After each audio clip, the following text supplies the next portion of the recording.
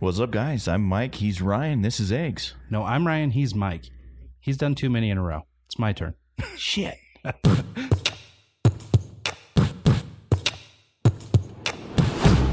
This is eggs. This is eggs. This is eggs. Get all the eggs.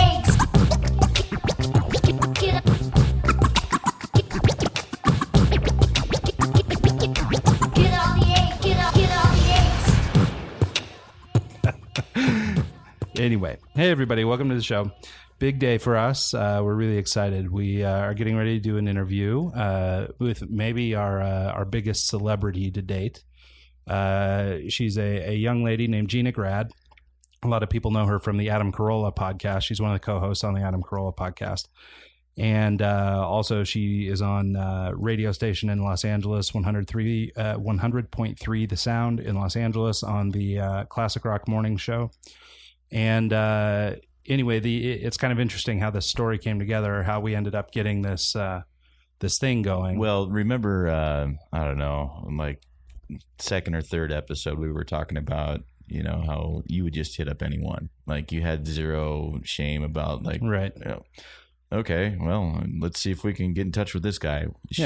She liked a photo that we posted on Instagram. Yeah, so basically, you know, a few weeks ago we were talking on the show about this Carolla Masters podcast mastery program, whatever it was called, put on by Podcast One and all this stuff that I went down to California. You went down there for that. And went down to this event, and basically Carolla spoke to you for 8 hours on how to podcast and sort of what's worked for him, what didn't work, you know, and that sort of thing. And so while I was down there, I took, you know, was snapping photos and things for our social media purposes and stuff like that. And one of the pictures I took featured Carolla and his two co-hosts, Bob Bryan and this Gina Grad. So what happened is after I posted that photo, we got, you know, some thumbs ups and some likes and stuff from different people. But one of the people that liked it was Gina Grad. And so, you know, we thought that was pretty sweet. You know, I mean, we got sort of somebody that's known, and she took the photo. Well, the cool part about it was she not only liked the photo, but then she had the audacity to ask us if she could use it. Yeah, I right. mean, like, how dare she? Yeah, like a real professional. She asked if she could use our photo for something. She liked the photo that I took, and she asked if she could use it. Yeah. Which, you know, was, I mean, pretty stand up. Props really. to her, actually, because, you know, most people would just jack the photo and you'd see it floating around on the internet, you know. Yeah, I mean, it was, you know, kind of a generic photo. It was just the three of them framed up on stage, and, you know, easily could have not asked for it. Yeah, and of course we kind of took that as a, yeah. Well, yeah, basically she DM'd me and said, hey, you know, I'd really like to use that photo. Do you mind? And, you know, I sort of took that as an opportunity to have a conversation with her. So, you know, but I tried to play it cool. I didn't jump on it right away. You know, of course I said, yeah, you know, go ahead and take the image, but I didn't ask her to be on the show right away. I sort of let that ride for a minute. And maybe, I don't know, a week or so later, I got on the Instagram again, and I had seen her DM. And so I was just like, you know, what the heck, you know, let's ask her. You know, I had made a joke, you know, when she asked for the photo, you know, hey, you know, yeah, you can use the photo, but you'll have to come on the show, wink, wink. And actually I pitched our show to her and Carolla and everybody at the event. So she kind of had an idea. So she'd at least Yeah. heard of it, kind of. That with 80 other different once ideas. I reminded her. I think I was number 62 of 62. And so anyway, so it was kind of interesting how it all came together. Anyway, she agreed to do the show. And we tried to set this up, I don't know, 2 or 3 weeks ago, actually. But we weren't able to work it out. We couldn't align schedules and things like that. You know, she's busy with the morning show and the Carolla show and everything else. And so we kind of kept on her, you know, just asking every, you know, few days or whatever. I'd just drop her a little note. Hey, you know, what do you think of this? What do you think of that? And finally we agreed on a date and a time. And so anyway, she is really well-known personality in the broadcast world. She's done a lot of interesting things, and I think she'll be a fun interview for us. One of the cool things I think she's done is she's Rose on Street Fighter. She did the voiceover for Street that. Fighter 4. So And, anyway, we'll be sure to ask her about that, but she ought to be calling in anytime. This is also a milestone in our podcast in that this will be our first like phone call. Yeah, that's going to be interesting because trying to capture the audio is fine because you're taking the headphone out on the phone, but then getting the audio into the phone is tricky. So it's like we're trying to we've got the phone set up where the actual speaker on the phone will pick it up. So hopefully she doesn't have any issues hearing us. Yeah, so it's a first. We'll see how this goes. Yeah. So anyway, yes, it's an Eggs premiere exclusive something, what other adjectives you want to assign to this, but it's our first live interview or radio or a telephone interview with somebody kind of famous. Yeah, we normally use Zencaster. Yeah, we've used Zencaster to do our other interviews. By now, you've heard Anderson Blue, you've heard Will Truren, and all that was sort of handled in a different way, a much easier way, actually. And but due to Gina's circumstance, she had to do it by phone. So we're giving it a go. We'll give it the good old college try and see what happens. So I guess without further ado, here's Gina. Yeah. All right, on the line, we've got Gina Grad. As we talked about before, she's known from the Adam Carolla show, the 100.3 The Sound in sunny Los Angeles. She's on the Classic Rock Morning Show. And, known from various other places. But anyway, we have her on the line, and we'd like to get to know her a little better. So you're born in Portland, and you moved to Kansas. How old were you when you moved there? I was 2, so I have no recollection of living in Oregon except for the vivid pictures that my dad paints of now famous family stories, but I really don't know how much of that I actually recall. Well, so how did your family wind up in Kansas City? I mean, I can't think of two places more different than the kind of weird you get in Portland and the kind of weird you get in Kansas City. Well, it will make sense once I explain it. We weren't Army brats, but almost followed that logic because my dad was in news forever and the sports announcer. So we would move from market to market, whenever he would get a bigger job in a bigger market. So my parents started out in Carbondale, Illinois, where they met at Southern Illinois University, and then they moved to San Antonio, and then they moved to Portland, and then we moved to Kansas City, and then my dad moved to LA. So you're just sort of, accepting bigger jobs in bigger markets. So you're pretty much an Army brat with a twist. Yeah, with a twist, right. Right. Yeah, no, it's funny because my only real experience in Kansas City is I'm from Idaho originally, and I was out there. I used to work in the music business. I used to tour manage some bands, and we played our first night of tour at the Beaumont there in Kansas City. And what? Yeah, right. I don't even know if it still exists. This was years ago. Wait a second. Were you like a sort of like country band? No. I was tour manager, and we were kind of like hip hoppy kind of thing. It was Beaumont. Interesting. Yeah, and I mean, God, this had to be 10 years ago. But anyway, my big memory is not only the name of the club, but we also, I was asked on more than one occasion if Mormons have horns. Because out here in Idaho, we have lots of Mormons. And so that was the big trivia item for me. So it's my memories of Kansas City. Between you and between the horror stories that Adam and Dr. Drew have of playing Kansas shows, I just want to apologize for my people. They are my people.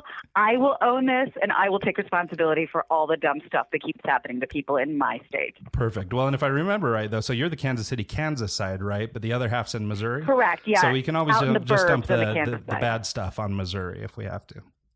Well, Missouri, if you're actually downtown, it's a little piece of trivia for you. Kansas City, Kansas, and Kansas City, Missouri are separated by State Line Road because we're super creative with our names. So you could straddle both states at the same time. So Kansas City, Missouri is very posh and fancy. Kansas City, Kansas is usually what you see on Cops reruns. Oh, fantastic. Okay. But I'm out in the burbs where, all the malls and all the beige houses are. Perfect. Well, hey, I think by and large, folks know you as a broadcaster, but I know that wasn't sort of your calling at first. How did you wind up in broadcasting? No clue. Actually, I was a theater major, and theater was all I ever cared about, and all I did was take acting classes and singing classes and dancing classes and everything that related to sort of a theatrical life. And I think I loved the theater more than it loved me. So I was in New York for a while, and I was doing some stuff, and I loved it. Ended up coming out here, and I just fell into a retail job on Rodeo just to make ends meet while I was auditioning and doing all this stuff, and realized that I was going to wrap my car around a streetlight if I didn't get out of this job. It wasn't for me. It wasn't my calling. It wasn't where I was supposed to be anymore. I was there for 3 or 4 years, and I finally had an emotional breakdown in the parking lot out back in the alley of Rodeo, and called my dad, who had been very established out here on the radio at that point, and said, I need your help. I don't know what to do. I don't know what you can do. If there's any way you could beg someone to just interview me for a job, I'll take it from there. I just can't do this anymore. So he got me an interview at KLSX 97.1, which was the big Southern California talk station out here, which Howard Stern was on in the morning and eventually Adam. And long story short, I interviewed in a business suit and like an accordion folder because I was desperate, way overdressed. Completely and, not radio. Right. And because of the aggressive nepotism from my dad getting me into this interview, I was awarded the glamorous job of being an overnight phone screener for block programming, which is like pay to play, the Colin Hour, and then also doing their community service show. So it was very glamorous. If our show was a little more sophisticated, if our show was a little more sophisticated, I'd have some sound effects and glitter, and we're not there yet. Exactly. Yes. So I started. I was a phone screener on the weekends overnights, and I kept my job on Rodeo, and I was doing stand-up comedy, and I eventually got to do a weekend show on Sundays in San Diego. So I was working about 60 hours a week on Rodeo, doing stand-up comedy at night, doing this on the weekends, and driving to San Diego for the day on either Saturday or Sunday, I can't remember, Which for anybody that show. Knows that drive, it's murder. It's only supposed to be 2 hours, but it takes an eternity. About 2.5, 3 hours. Wow. It was brutal. So, and then I would come in at night and sort of practice in an empty studio. And eventually Tim Conway Jr., who was also on the station, needed a producer and said, who is that girl that's always in there talking to herself? Well, she seems like a hard worker. She's just crazy. So, right, he's the best. He's one of my favorite people. He's the best. So when I actually was having another quarter life crisis, and I couldn't keep up the schedule anymore. I was getting sick all the time. I got T-boned in an intersection badly. Oh, wow. In Beverly Hills. I was basically laid up in my house in what felt like traction, and I got a call saying, do you want to go be on the Tim Conway Jr. show? And I couldn't turn my neck, but I was like, yes. Of course. Is this another... Is this another accident? You can't take it one more second. Yep. Okay, so like I was listening to a YouTube thing that you had about rolling your car and landing on your tires. Oh, that was a different one. Okay, I was just okay. So if we're learning anything, it's keep Gina out of the car. I was going to say make sure my seatbelt's on. Yeah, I was going to say if you've got to get T-boned, I mean, Rodeo's probably not a bad place for that. I mean, it wasn't. It certainly wasn't. Their car certainly cost more than mine did, but. What you're talking about is I went home to be in a friend's wedding, and long story short, I was on my way to the wedding. I got sort of run off the road by the car next to me. I don't know why they jerked the wheel. I don't even know if they were aware of it. I hit the median and flipped the car. Oh, goodness. And wow. All the cars, this is how you know you're in Kansas, because all the cars stop and everybody gets out of their car and runs and make sure you're okay. In LA, they just drive by. Yeah, in LA, they go around you. Right. And the breathing. first responders came and put me on the bed thing. And, of course, I had no insurance. And I was just a mess, just constantly trying to make ends meet. I got to the hospital. The doctors could not figure out how I was not hurt, gave me I think 2 Advil, sent me on my way, and I hobbled down the aisle that night as a bridesmaid. I got very lucky. Yeah, no, clearly. So I think, it seems like you've touched a lot of different parts of sort of radio programming, from phone screener to producer to on-air talent. I mean, as a drama major, I suppose your preference is to be on air, but I imagine each, do you have a preference on-air personality versus behind the scenes, or, because I imagine each has its challenges. That's a really good question. It's not as obvious, well, it is to me, but it probably isn't as obvious to everybody. I think what I was meant to do and what I was meant to sort of cultivate and share, in my go-around in my lifetime is to is to really figure out who I am, what my perspective is, and share it with as much, I don't know, love and humor as possible. I think that's why I'm here. So for me, being on air is home. It's where I'm supposed to be. However, I have basically no life skills. So when I got started in producing and then was producing a huge show at a huge news station out here, KFI, and you know, having all this background experience, it is not something that I ever would have known inherently. I have earned my place as somebody who, you know, can schedule things and book things and organize things and write things up for the talent and do all this stuff. And now it's just made me, I think it's made me a better on-air personality, because when I ask myself, you know, what can I contribute to the show today? A lot of that has to be prepped. It needs some production. And now, you know, it's a skill that I acquired through a lot of hard work, a lot of mistakes. And although I'd rather be on the air, I am so grateful for the time spent being a producer. Well, yeah. And I guess, I mean, you know, from the radio that I listen to, and I listen to a lot of podcasts, different radio shows, it seems like this is sort of the trajectory for, you know, for on-air talent also, that you kind of work your way through the ranks. But it seems Sure. like the life of a radio personality is, you know, kind of a hard thing to navigate. Like in general, it's not the most stable work of all time. It seems like, you know, from day to day, you may not know. Well, yeah, and you were on 97.1 when it was talk radio, and then they switched to pop format, right? So I mean, like, sort of the Woodstock of talk radio days. Yeah. So can you talk about working your way kind of through the ranks? You know, do you have any, you know, crappy jobs, funny stories, you know, things like that? I mean, of course, overnight call screeners about as bad as it gets, but. It was pretty bad. God, there's so many that they're all kind of trying to rush through the door at the same time, which of course means that I can't think of one. Yeah, but it was just, I mean, okay, here you go. I have also learned, now being an adult, that every once in a while, I'll give myself that. Every once in a while, I'm allowed to say no, which I did not realize when I was first hired to Thank do you radio. for not saying no to So, us. yeah, that was a non-starter, me saying no. So I will never forget producing and phone screening and doing the news for Tim Conway Jr. and at the time Brian Whitman. So it was the Conway and Whitman show at night, and we had a blast.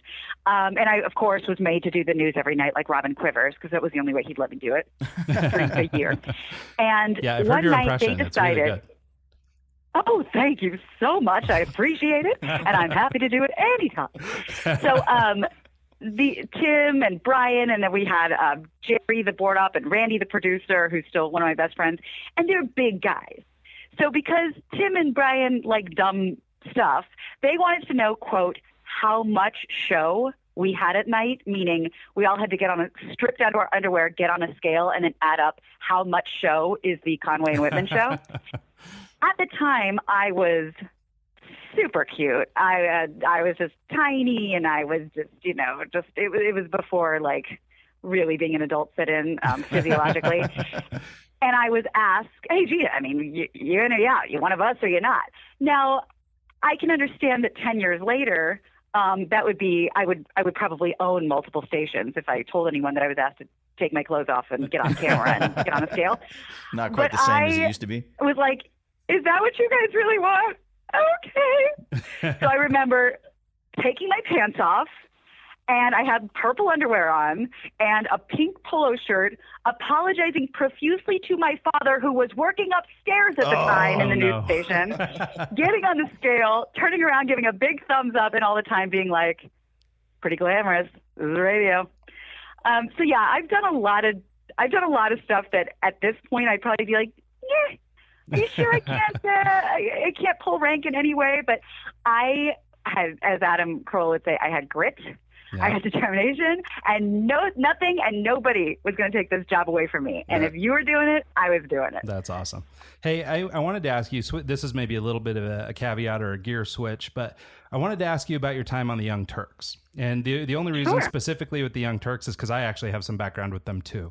Really? I built their first professional website right after they launched the live show on Sirius. No way. That's a small world. Yeah, at the time, they were the only live radio show on Sirius Radio, and I got Sirius like within a month or two of the Dish launch. Uh-huh. And so I was on board really early, and they were the first live show, and I was doing a road trip from Idaho at the time to San Diego. and listened to their show the whole way and really got into their show. So I offered some of my services. I run an advertising agency, so we work in advertising and marketing, and even back then I was doing that, and so I offered to build a website with them. So I just wondered what your experience was. I mean, I have nothing but positive things to say about them, but I wondered, what it was like working for such a highly political program versus sort of an entertainment comedy thing. Because with a background in stand-up and things like that, two different things. It seems like it would be a little different. Yeah, that's a really good question. So Ben Mankiewicz, who's one of the founders of the Young Turks, is a good friend of mine. And actually, I met him through my other dear friend, Teresa Strasser, who's like my sister. And so because they've been friends forever.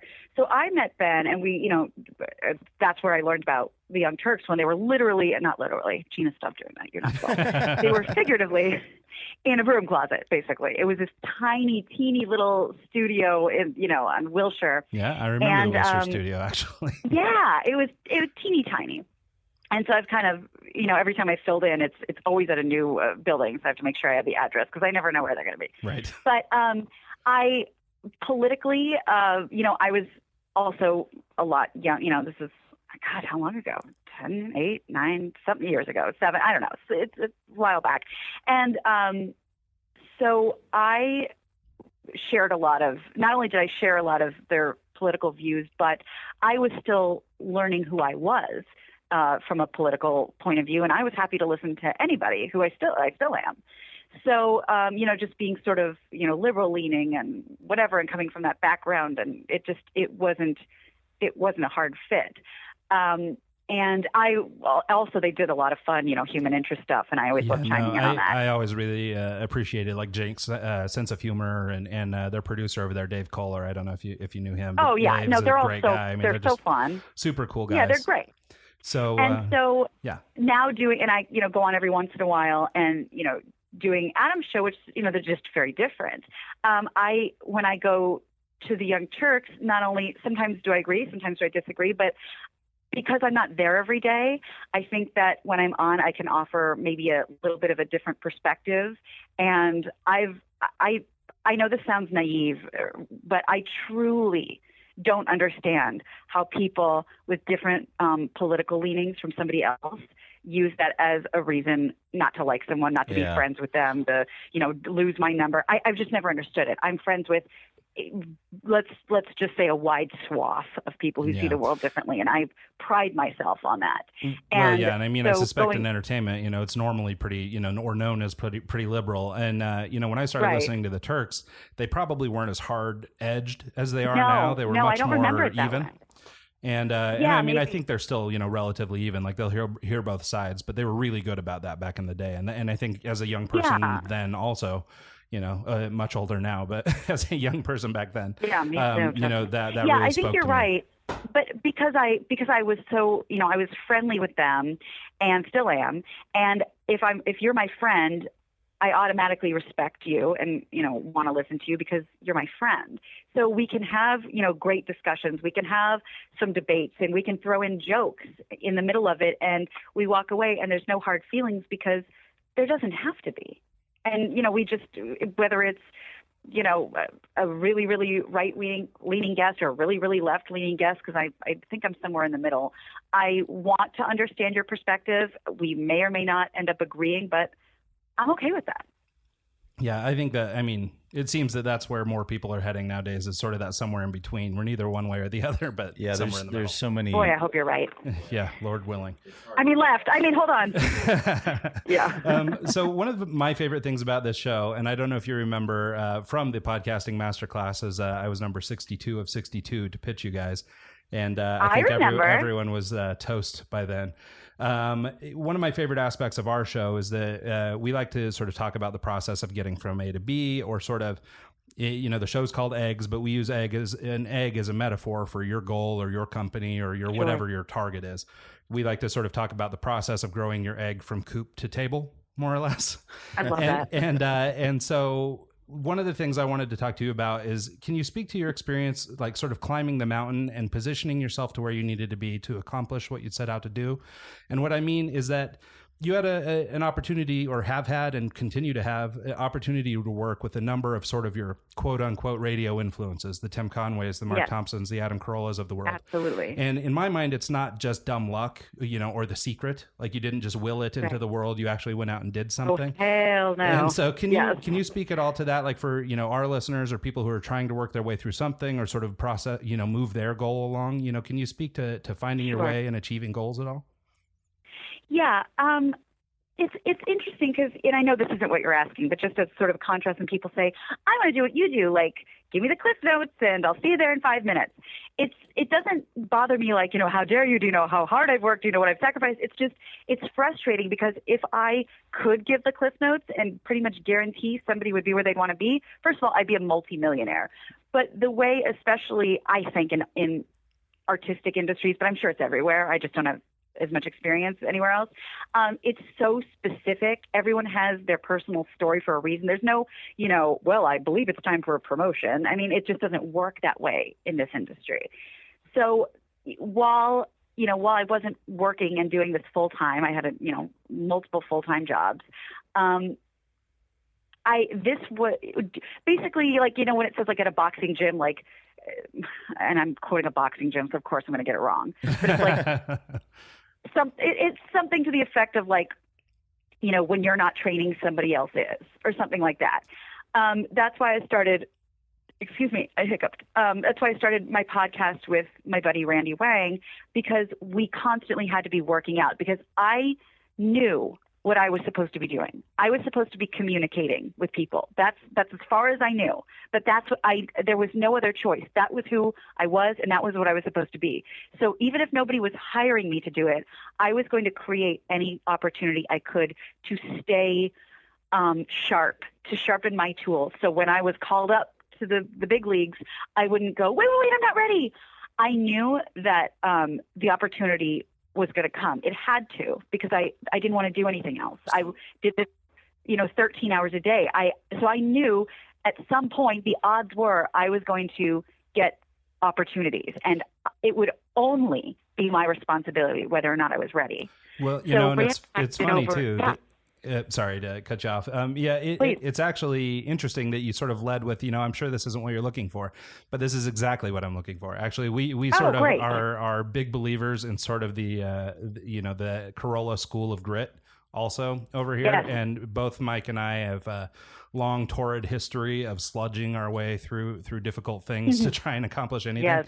And so I actually love to hear that story. Well, good. And a lot of your it's not listeners, disappointing. Fantastic. a lot of your listeners Well, and probably that's- don't know I have to get up at 2:30 in the morning and to get ready to do my 5 o'clock show. Like a lot of the behind the scenes stuff. It means a lot. Yeah. And that's what got you from A to B is that tenacity and that Exactly. work ethic. And basically, yeah, it's like the duck, swimming, underwater. You are grinding, you're sweating, you're crying, you're doing everything you can underneath the water, but above the water, I'm just doing my job. Yes, sir. No, sir. Happy to do it. And come to me first, because I will get it done. And the way I get it done, whether there's a couple of tears or a couple of sleepless nights, don't worry about that. That's for me to figure out. Yeah. Yeah, no, and I think that's really good advice, because, of course, you're going to have those people that are the I want what you want sort of things. And I know they've heard from their parents and their aunts and uncles and their friends, oh, well, it's hard work. You've just got to work hard. You'll get there. But I think the more we can beat that drum in general, maybe one day we'll convince society. But I think that message of work hard, get up early, stay late, be the first one on this place and the last one to leave. Yeah. I think all that kind of advice is really helpful. So I'm actually grateful to hear it. Oh, good. And I think my parents, well, they seem sort of special, because I haven't heard this particular very often, but, in terms of like how they raised us or whatever, we were encouraged to be in the arts. We were encouraged to do whatever we wanted. My brother's a musician. I do this for a living. And I always did all the school plays, and they were there every night with gigantic bouquets of flowers. And you'd think, helicopter parents, or, oh, precious little snowflake Gina. But I didn't feel that way. It gave me confidence. And when I wanted to give up, every time I'd call, my mom crying from New York or wherever, and I said, I don't want to do this anymore. That is when I became a brat. And that's when my mom reminded me, You know who you are. You've been doing this since before you could walk and talk. You go out there and you get your dream and stop messing around. Wipe those tears and get back out there. And that meant so much because it wasn't like, well, if you didn't waste your time doing theater, then maybe you'd have. It was never that. It was, honey, nobody believes in you more than I do. You know what you've been put on this earth to do. We love you. We know you're going to achieve it. Go get it. Yeah, no, and so I think that's amazing. It was this really sort of stern, but not stern, but like really solid confidence boost that I needed. It wasn't, well, I told you it wouldn't work, or they're all wrong, you're right, and everyone else is wrong. It was neither extreme. It was, no one has more faith in you than I do. Nobody knows how much you love this more than I do. And we got your back. Keep trying.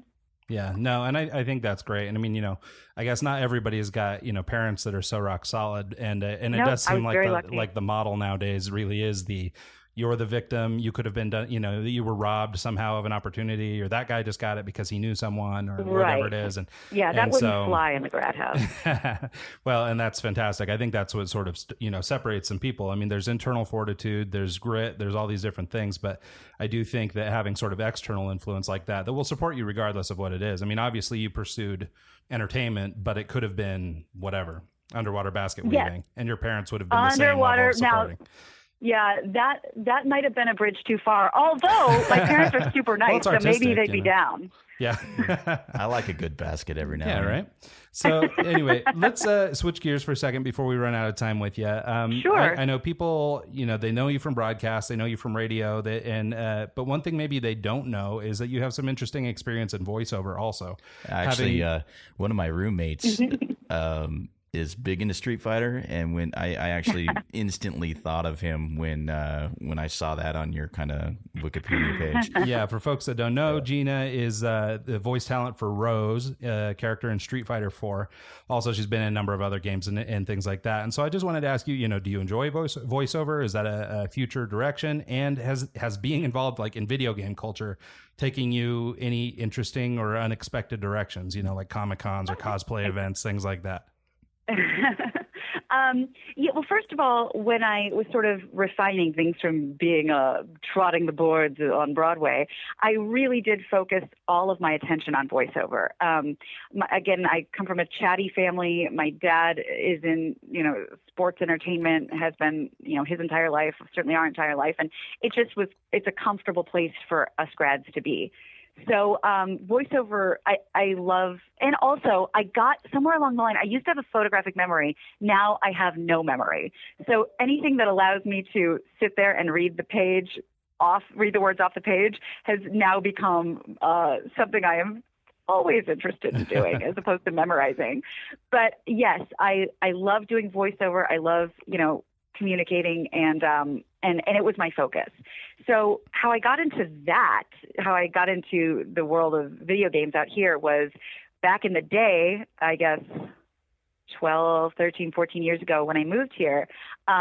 There's Backstage Magazine and Backstage West, and Backstage West was for LA. And you literally go buy it at the magazine stand, and you take it right home, and you spread it out on the floor, and you go to all the castings in the back, and you get your hard copy of your headshot and your hard copy of your resume, and you spent way too much money and collected way too much Hanukkah money, and your hard copy of your voiceover CDs, and you just start mailing, and you do these huge mailings, and you send them out from your tiny bedroom. And I've done that dozens and dozens of times.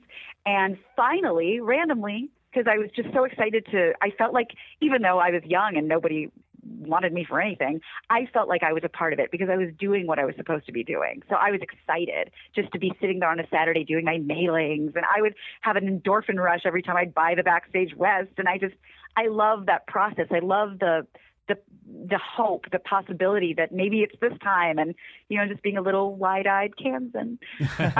So I finally got a call from this video game company to start doing stuff for them, and I loved it. And then later I auditioned for Street Fighter and got that, and I've gone to a few Street Fighter events, which are so fun. I'm not really good at video games. I don't understand first-person shooter because I can never get myself out of a corner. So I'm not really good at it, but I love anyone who's excited about anything. So if I go to like an event for, Street Fighter or whatever, which I haven't done in a million years, I just love being around people who are excited. And if they're excited about something that I help participate in, that's great. It's not how I spend my time. It's just, we didn't grow up with video games, but I'm down. I just like when people are happy. And if I had something to do with it, fantastic. That's awesome. Well, hey, one more sort of parting shot, and, not to get too ethereal or fluffy, but, do you have any advice, as a person who's sort of, established at this point, has sort of overcome adversity, you've excelled in sort of a male-dominated field in radio, and you found yourself getting to the point where you can actually sort of believe enough in yourself not to second guess, but rather have faith in your ability. Can you speak at all to what got you there? I think a lot of people are quick to second guess. I'm guilty of this a lot. And, I mean, you exude a level of confidence. And what I'm curious is it just maturity? Is it just experience? Is it internal fortitude? Like, where does that confidence come from? It's a really interesting question, because I know people, like really hot chicks, who are like, I was such a nerd. I really was. But also, like, I really am a shy person. Like, if I can get out of going there, like, there's no better plan than a canceled plan for me. I'd rather be home. I'd rather be by myself. I'd rather be with close friends. And in that way, I'm kind of an introvert. So I don't feel like that person, but I've learned to be able to access that person. And that was hard. That took time. But I think just coming from a theater background, or no matter how terrified you were, I used to actually, if you want to get into some of my weekly therapy sessions and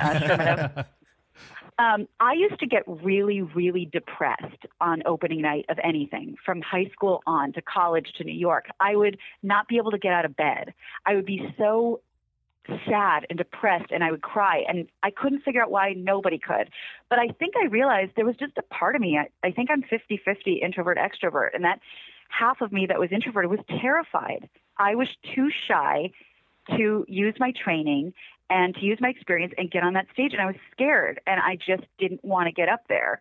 And the extrovert would have to push me out on the stage, and then I knew what I was doing. But I have always had that sort of fake it till you make it mentality, like one side of my personality taking care of the other when the other couldn't take care of itself, if that makes any sense. Yeah, no. Not in like a Three Faces of Eve way, but in a like where you just have to engage the toggle switch to the side that's like, look, I got this, and you just come along and smile, and I got this. Yeah. And I find myself talking to myself. I really do. Yeah, no, as a 60-40 introvert, I can relate. And people are like, Gina, that's crazy, but it's true. And anyone who spends time with me off the air, they know it beyond a shadow of a doubt. My friends say that I used to call, I used to torture her with this. I did this to a few people on a Friday night. I would call or text, because I wouldn't call, please, that's way too intimate. I would text and say, hey, what are you doing tonight? And my friend Jules would go, oh, nothing. Why? What do you want to do? Do you want to do something? I go, oh, no. I'm not doing anything. I just want to make sure you aren't doing anything either. I was hilarious. Serious. So their joke is, go sit on the other side of the room and tell me I'm pretty. So compliment me, but from afar, because I really do like to spend a lot of time alone. So I think just telling that part of my personality, I got it. It's cool. You're okay. You just come along for the ride and, let me do the heavy lifting, has really helped me get those reps in that Adam always talks about, getting your reps. You got to get your, 10,000 hours or whatever. You got to get your reps, your muscle memory. And now that I have that muscle memory, I only have, the majority good experiences to look back on. So like, when I say, I can't do this, I'm going to throw up the second the mic goes on, I'm going to throw up. And I go, cool. Okay. So I talk to myself and ask, so real quick, just tell me the last time the mic went on and you threw up. Never happened. Yeah. Never. Okay. So yeah, math would tell us that that's actually not going to happen. So now getting through those scary times, getting through those timid times, I just have the reps, and I trust myself now. And it took a long time. That's awesome. So not trying to keep you much longer. We know you have a short window of time. What's next? I mean, you mentioned maybe books. You got some charity stuff going on, more radio. What's in the next 10 years for Gina? I'll take all of it. I've always been, and I think it's probably the introvert side of me. I've always been a kind of a closet writer, and a photographer. But everybody says that, and yawn. My Instagram is great. Ugh. We're all Made it something photographers, dirty. Yeah, but it's like it's just something it's obnoxious. Put it down, Gina. People have a life. But but writing is something that I do a lot of, and I've always been encouraged to sort of put it out there in a more public way, and I, for the life of me, couldn't figure out and still can't why anyone would be interested in reading it. So once I lock in what I have to offer in that format, I really want to pursue that because it's just something I've always done. But also because I have a great account on the morning show. I have a Subaru, and they lease it to me, and I get to talk about the car, and I endorse the car, and I've done the Crosstrek, I've done the Impreza, and they're just awesome cars. I've just been really lucky to Hashtag like Subaru. Oh yeah, hashtag Subaru, hashtag ad. I really lucked out getting to do that, and not only is it fun to drive a brand spanking new fun car, but because they are super into charity things, I've been exposed to so many different charities because that's part of what I do for them is highlight and spotlight different charities around Los Angeles. And that has opened my eyes in such a meaningful way. I used to tell my dad, especially when I was broke, I think I'm just going to go volunteer. And he'd go, Gina, I love your heart. That's great.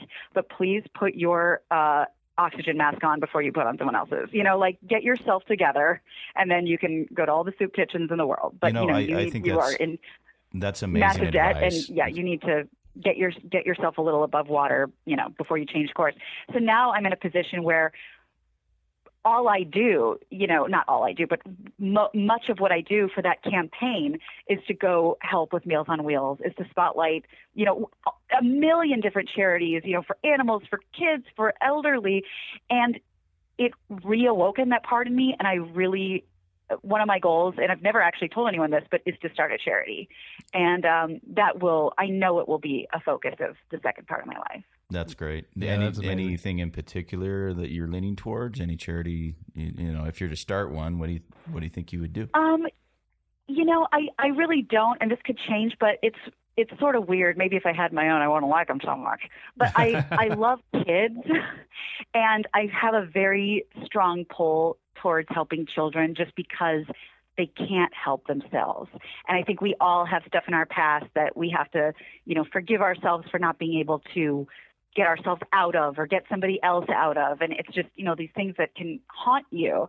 And so to be able to do something to save a part of a kid that they could possibly lose, by, a trauma or by a bad decision or whatever it is, and just kind of save them a little bit. That is that's something I get very emotional about, and it's really where my heart is. A girl, I think it was 2 years ago now. We found out from a listener on the morning show that a girl had stage 4 leukemia and a different kind of cancer, and they were trying to raise money to give her a really great prom. And I went full force with this. I did this huge campaign, and thank you to Mark Thompson, who let me and who was a big part of it. And we gave this girl a freaking Disney princess prom night. That is the stuff that drives me. That is the stuff I will work on all night. I do it for the Children's Hospital. I do it for some of their smaller programs, and it's a bottomless pit of energy and time and things that I will never run out of if it's to make a kid have a better day. That's amazing. Yeah, super cool. All right. Well, thanks, Gina, so much. Let me just do a couple quick plugs for you. You can connect with Gina at Gina Grad on Twitter, Facebook, Instagram. I follow her on Instagram, and it's amazing. If we do this again sometime, we've got to talk Costa Rica. And then, oh my God, can we just do the Costa Rica cast? Yeah, of course. What's the Costa Rica test? Cast. Okay. She's like, that's all we want to talk about. We ought to. I think maybe we should record remote though from Costa Rica. It's the only way to really. That would be amazing. Yeah, it's the only way to get it. Ideas. I think. So I think you're right. But you can hear Gina every morning on the Classic Rock Morning Show on 100.3 The Sound in sunny Los Angeles, California, and also each day on the Adam Carolla Show. So, and she's got a new website in the works, so keep your eyes peeled for the new GinaGrad.com in the not too distant future. So with that, thank you, Gina, for your time and being so generous with it. We really appreciate it. Yeah, we're literally no one in the podcasting world yet, and just the fact that you said yes to coming on, we really appreciate that. Well, I really, really want to thank you guys. First of all, you are so far ahead of the game when it comes to prep. It kind of embarrasses me that I should probably work a little harder. And you obviously know what you want and will continue. So I'll just stay out of the way and let you, because you clearly know what you're doing and you're really good at it. All right. Well, thank you so much. We appreciate That means it a lot. Thank you. Great. All right. With that, we'll let you get to lunch. Yeah.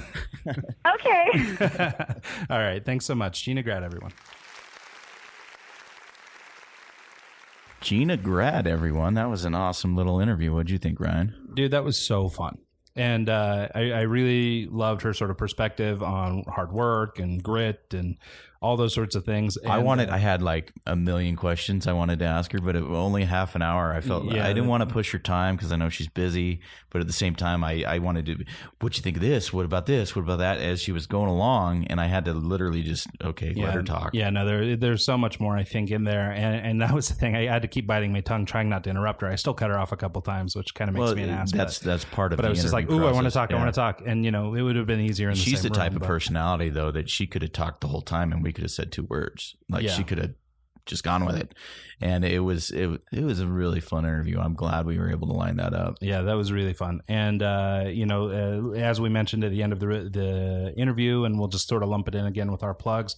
Once again, that was Gina Grad. You can follow her at Gina Grad. It's GINAGRAD on Twitter, Facebook, and Instagram also. You can hear her every morning on the Classic Rock Morning Show on 100.3 The Sound in Los Angeles, and also hear her each day on the Adam Carolla Show. Yeah. And I wanted to ask her about comedy. Yeah. Because that's a whole nother world in and of itself, and just, what it takes to get on stage and, try and be funny. Yeah. And I mean, knowing what I know about her, I mean, there's literally 100 other subjects I would have liked to go into, but each could be its own show. So hopefully we made a good impression, and hopefully we'll do it again sometime. Yeah, maybe we can get her back on sometime. So I guess then to wrap up our show, let's just do our plugs real fast. We've got for more info on Ryan, or me, or on Ryan. Yeah, on Ryan. Speaking R2 Media Group, Salt Lake City or Barcelona. It's r2mg.com. R2mg at R2mg on Twitter, or at R2 Media Group on Instagram. And you can follow me at djontic.com. That's ONTIC. All my social links are there. I would spout them off, but I get them wrong. So just go to the website. And finally, follow the show at eggscast.com. You can find the show on iTunes, Stitcher, or, anywhere good podcasts are sold. Everywhere. And tell your mom, tell your friends, tell everybody, let's get some more people rallied around the show. And go and hit up Gina and say, hey. Yeah, let her know you heard it here. Awesome episode. And, follow her on Instagram. Like you said, it's great content. It's lots of fun. So, and also you can catch us at Eggs Show on Twitter and Instagram. So with that, great show, man. Really, really excited about this. Really excited. So take care, guys. Have a great week. We'll see you next time.